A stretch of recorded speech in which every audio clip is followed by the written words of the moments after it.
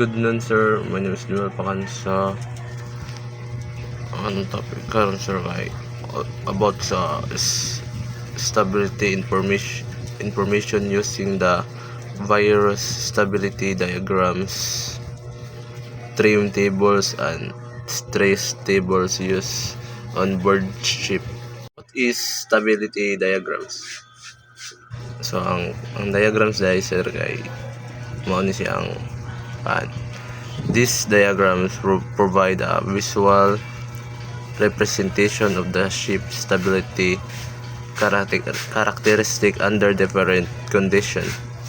They help officer understand the vessel behavior when subjective to external forces like wind and waves or internal changes due to the loading. So mga sir, ang stability diagram, sir, kay ano siya, sir, matabang sa mga officer sa barko para may bawaan nila kung naabay bad weather na padung or kusog na bawd, sir, ng sugat. And ang stability diagram, sir, kana na siya ay common na sana na siya isang common stability na diri ang right arm curve or curve of statical stability. This is a fundamental diagram in plotting the writing lever against the angle of heel. It provides crucial information about and ang isa kay mao niyang meta center height or GM diagram.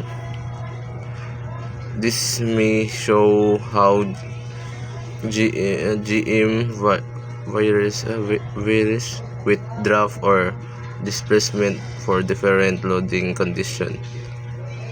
Adequate GM ensures sufficient initial stability. Mong makita diya, sir, yung example sa stability diagrams kung saan pagkuanan niya.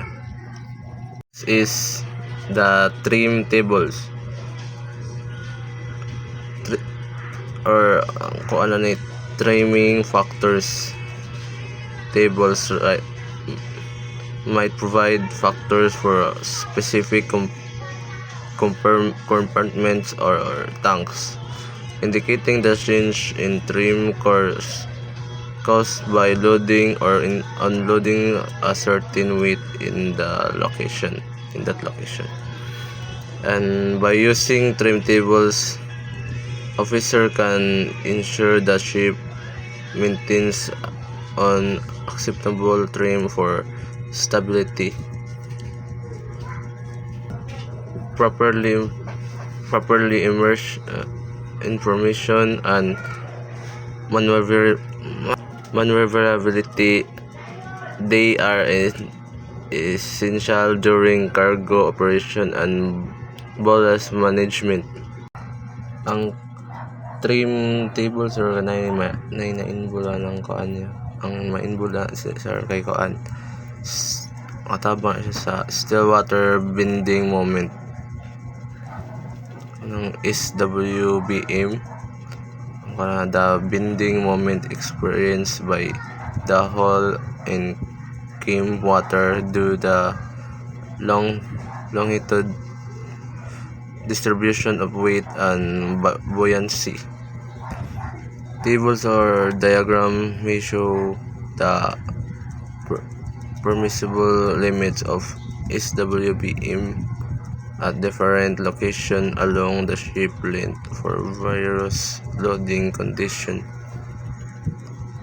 Ang isa po na ay ang shear force or SF, the transverse force acting on the hull due the varying distribution of weight and buoyancy, similar to bending moment.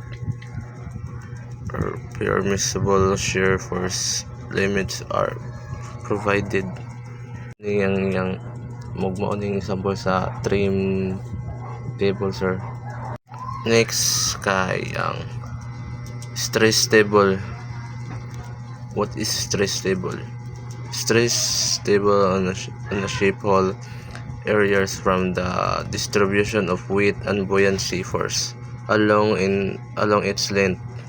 Stress tables and related information help ensure that the whole structure is not overstressed during various loading condition. Una siya mo kuan mo sabi mo mo bantay or mo kuan ba kung okay ba ang condition sa kabarko siya. Wag na po na ang kanang stressable sa nanay common involved na sila na kanang